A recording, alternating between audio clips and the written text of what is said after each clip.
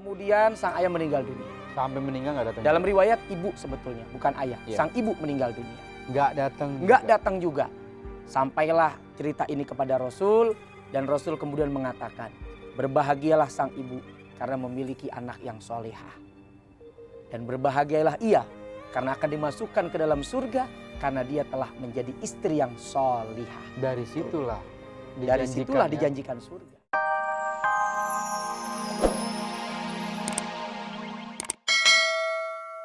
Assalamualaikum. Waalaikumsalam Masya warahmatullahi Allah. wabarakatuh. Kabar. Sehat Beb, kelihatannya lagi romantis bener nih hawa-hawa ini. Masya Allah. Ane lagi berharap. Insya Allah Ane mau berumah tangga. Ingin mendapatkan istri yang soleha. Enak kan? Cakep kan tuh? Enak. Harapannya enak. Iya. Nyanyinya nggak enak. Suara Ane emang enak, gitarnya yang error gitu gitar. kan. Jangan salahin suaranya dong. Jadi kayak gitu, Ane lagi menghayal. Gimana, Ane Beb? pengen banget dapet istri tuh yang soleha. Amin. Kan itu permintaan nggak aneh-aneh, nggak muluk-muluk kan. Memang seharusnya ya kaum laki-laki mendapatkan istri yang seperti itu juga. Begitu juga kaum perempuan mendapatkan laki-laki yang soleh juga. Betul. Gitu kan. Tapi jangan soleh Mahmud gitu. Jadi kayak gitu, Ane ngarepin tuh mendapatkan istri yang soleh. Dan itu memang nggak muluk-muluk kan. Memang sudah ada aturannya, memang sudah ada porsinya kan. Ya. Di dalam Islam. Cakep. Yang ente nyanyiin bagus. Syairnya cakep Beb. Perhiasan dunia, keindahan dunia terletak pada sisi perempuan yang soleha. Pertanyaannya perempuan soleha itu yang kayak apa sih? Iya. Kerudungan, jilbab, ketutup, semua kan dari ujung kaki apa segala macem. Kalau Terus? kata rumusan Nabi, Nabi ngerumusin perempuan soleha itu kalau dipandang nyenengin mata, Beb. Ya kalau sekarang sih mana mau nyenengin, belek semua tuh mata. Dia nyenengin mata. Hati ente seneng, bawaannya gembira, ngeliatin tuh harim. Itu yang pertama. Bukan mikir yang macam-macam. Bukan ya? mikir macem-macem, Iya. karena akhlaknya kita senang akhirnya memandang. Oh. Yang kedua, kalau diperintah, disuruh, diminta dengan ikhlas dilayanin suaminya. Ini ciri-ciri wanita. Ciri-ciri soleha. wanita soleha. Nggak tambeng, Mm-mm. dikasih tahu nggak ngerti-ngerti. Teka, malah. Teka bener, malah kita dilawan. Oh. Yang ketiga, kalau kita tinggalin dia, dijaga dirinya. Dia jaga harta kita. Amanah banget. Dia jaga amanah anak-anak kita semua. Kalau ente dapetin itu Beb, dapat istri soleha, perhiasan dunia udah ente milikin. Itu ciri-ciri. Itu ciri-ciri. Ada ciri-ciri lain nggak? Ciri-ciri Harus lain. cantik, harus apa? Enggak, kalau kata Rasul Sallallahu Alaihi Wasallam tuh 4 yang ente lihat nih Beb. Yang pertama kecantikannya benar. Gitu. Setiap laki-laki pasti ketika melihat perempuan ngelihatnya cantik. Yang dia suka terlepas orang bilang Relatif. Wah, masa model muka pengok begitu lo demen? Ya, gua demen pengok malah. Cantik di mata dia. Pasti melihat kecantikannya dari sudut pandang si pemilik hati. Betul. Tidak sudut pandang orang Ya, tidak. kita nggak bisa sudut paksa, pandang. kan Ya, relatif, nggak bisa. kan? Yang kedua, keturunan. Keturunan yang baik, orang baik, berharap mudah-mudahan keturunan anak-anak kita jadi baik. Walaupun nggak jaminan.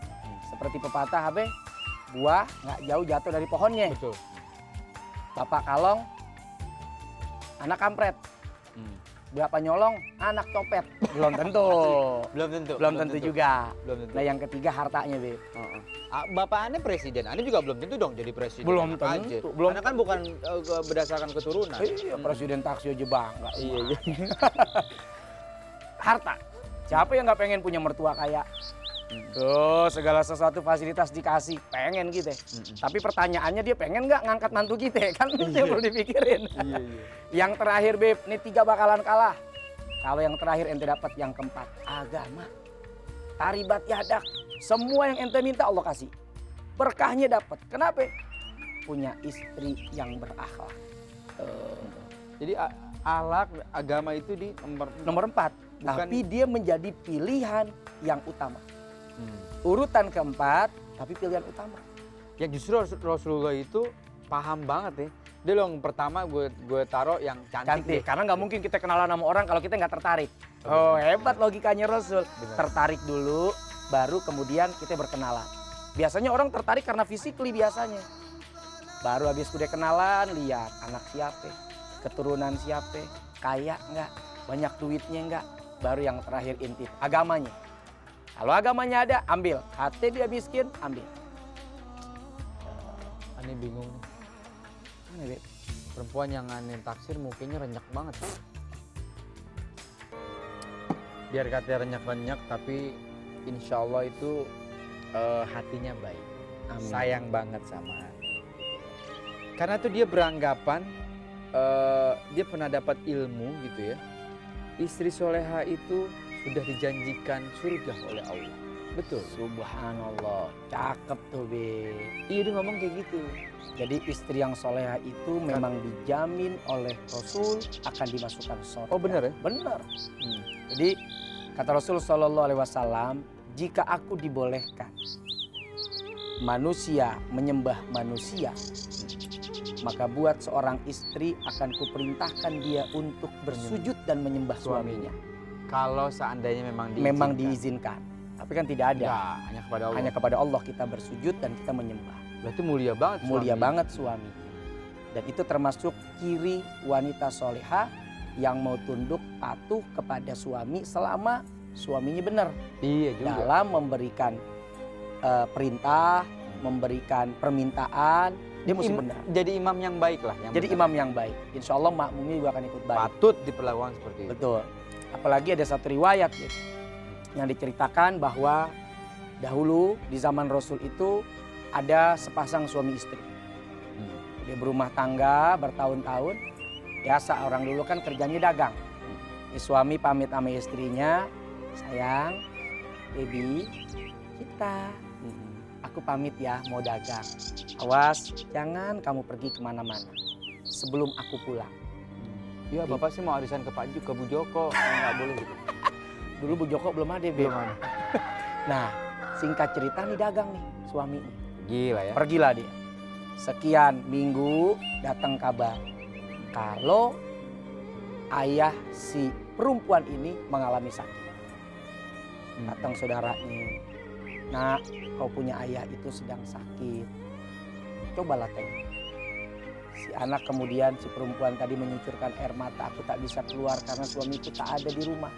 Sementara aku tidak diizinkan kecuali kalau dia sudah pulang ke rumah. Dulu belum ada handphone deh.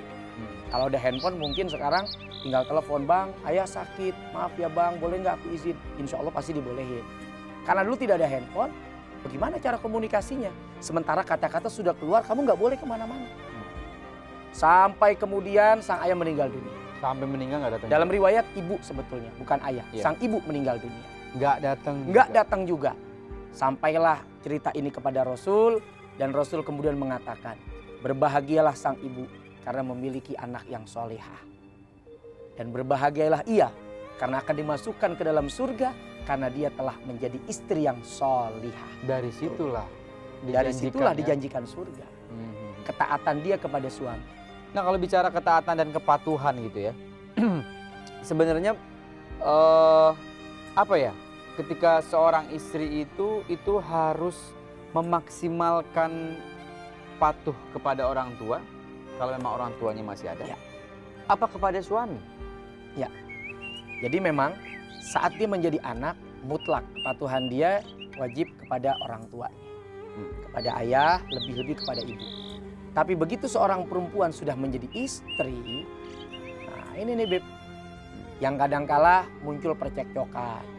Mertua ribut sama mantu, mantu berantem sama mertua, gara-gara persoalan rumah tangga yang tadinya juga menjadi prioritas buat istri, lalu kemudian terbenturkan oleh persoalan orang tua yang juga memang membutuhkan sesuatu. Sebenarnya dua-duanya bagus, dua-duanya menjadi kewajiban. Tapi bagi seorang istri dia lebih wajib untuk taat kepada suaminya daripada ke orang tuanya. Namun kita pengen Beb, kalau jadi suami juga ya tidak kaku-kaku banget lah. Iya.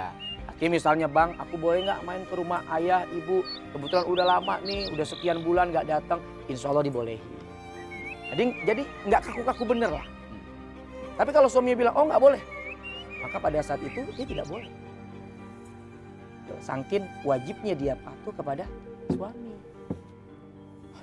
aku tambah bingung. Calon istriku itu kalau nanti lebaran aku sangat khawatir. Dan pasti aku akan berat mengizinkan untuk ketemu sama orang tua.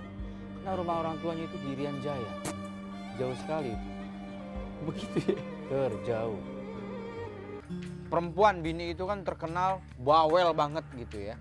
Tapi nggak semua gitu. Rata-rata gitu. Kalau sampai akhirnya suami itu melakukan kesalahan, bagaimana porsi yang baik dan benar, apalagi menurut Islam, istri menegur suami.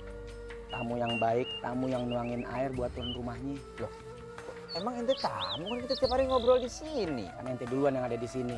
Aneh mau nanya nih, ini kue pepe kenapa bisa warna-warni? Udah jangan pakai banyak nanya. telan Menurut aja. rukun Islam, ayah apa hubungannya rukun sama kue pepe? Aduh. Minum dulu Beb, bentar Beb. Iya deh. Ente haus juga ya?